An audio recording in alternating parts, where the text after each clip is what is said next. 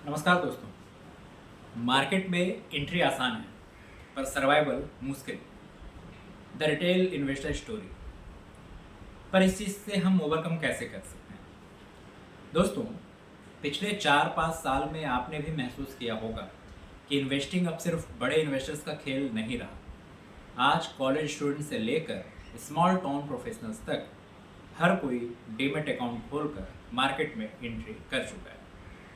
लेकिन इन सब के बावजूद सवाल ये है, क्या रिटेल इन्वेस्टिंग सच में वेल्थ बना रहा है या फिर ये एक ऐसा लॉजर्स गेम बन गया है जहां ज़्यादातर लोग हार जाते हैं।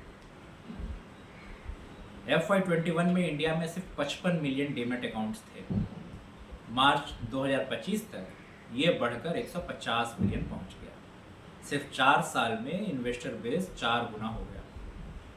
ईयर ऑन ईयर ग्रोथ की बात करें तो FY21 में 38.9%, 22 में 63%, 23 में 21.9%, 24 में 23.3% और 25 में 20.4%।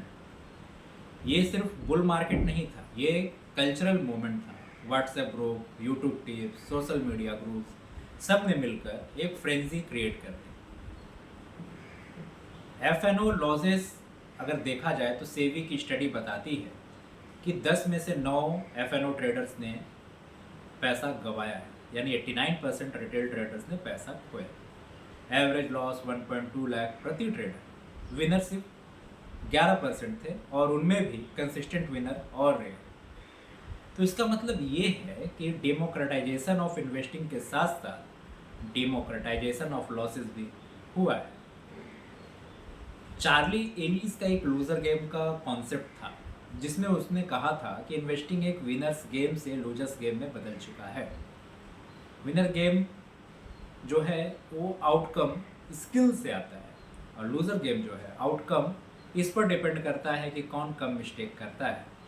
जैसे टेनिस में अमेचर प्लेयर्स पॉइंट जीतते नहीं, वो बस कम गलती करते हैं। इन्वेस्टिंग में भी यही सच है। अवॉइड मिस्टेक्स, कैपिटल प्रिजर्व करो, बाकी कंपाउंडिंग अपना काम करता रहेगा। पेटीएम और ओला का जो IPO आया 2021-22 में, एक IPO फ्रेंजी चल रहा था। जोमेटो, नायका, पेटीएम, पॉलिसी बाजार, जिसमें रिटेल ओवर सब्सक्राइब थे, हाईली सब्सक्राइब, वैल्यूएशन भी स्काई हाई था। अब पेटीएम के एग्जाम्पल को ही देखिए। IPO प्राइस था 2150, लिस्टिंग 27% बिलो हुआ। 2022 तक 60% चला गया अपने इशू प्राइस से। रिटेल इन्वेस्टर्स का वेल्थ डिस्ट्रॉय कर दिया। ओला इलेक्ट्रिक भी सिमिलर हाइप से आया, लेकिन लिस्टिंग के बाद स्टॉक गिर गया। तो हाइप ड्रिवन IPO इन्वेस्टिंग से क्या होता है? हाई प्रोबेबिलिटी ऑफ लॉसेज हो जाती है। सोशल मीडिया ने स्पेकुलेशन को बढ़ावा दिया। Influencers, finfluencers, fake profit screenshots ने नेव इन्वेस्टर्स को मिसलीड कर दिया।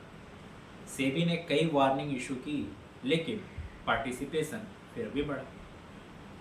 तो डिसिप्लिन ही असली डिफरेंशिएटर है। स्पेकुलेटर्स शॉर्ट टर्म थ्रिल खोजते हैं, इन्वेस्टर्स को चाहिए लॉन्ग टर्म वेल्थ कैसे बने। तो how to win the losers game? पहला है avoid mistakes, big mistakes. No reckless FNO trading, no all in bets कि सब कुछ डाल दिए एक ही जगह पर, एंड कैपिटल प्रिजर्वेशन पहले होना चाहिए। दूसरा, स्टिक टू ए प्रोसेस। एक प्री डिफाइंड रूल्स अपने लिए बनाइए कि SIP in index funds fixed allocation mode पे होगा, मैकेनिकल डिसिप्लिन होनी चाहिए और इमोशन को साइड में रख के सोचिए। तीसरा, asset allocation. Equity, debt, gold, cash का बैलेंस होना चाहिए। रिस्क एडजस्टेड रिटर्न मैक्सिमाइज करने का तरीका है। एंड चौथा, tune out the noise. WhatsApp tips, fake YouTube gurus, इसको इग्नोर करो। मार्केट को डेली चेज मत करो, ऐसा नहीं होता। पांचवा, educate and adjust. Continuous learn करते रहो, खुद के मिस्टेक से सीखो और हमेशा लॉन्ग टर्म पर्सपेक्टिव रखो। तो दोस्तों, इन्वेस्टिंग आज शायद पहले से भी टफ है, क्योंकि पार्टिसिपेंट्स स्मार्ट हैं, फास्ट हैं और बहुत सारे हो चुके हैं। लेकिन इसका मतलब ये नहीं है कि आप जीत नहीं सकते। आपको बस अपना गेम बदलना होगा। बिग विंस चेज मत करो, और बिग मिस्टेक्स अवॉइड करो। In the end survival itself is success in investing and compounding बाकी काम कर देता है। यह चर्चा केवल एजुकेशनल पर्पज के लिए है, यह किसी तरह की स्टॉक रिकमेंडेशन नहीं है। इन्वेस्ट करने से पहले हमेशा अपने फाइनेंशियल एडवाइजर से सलाह जरूर लो। Thank you.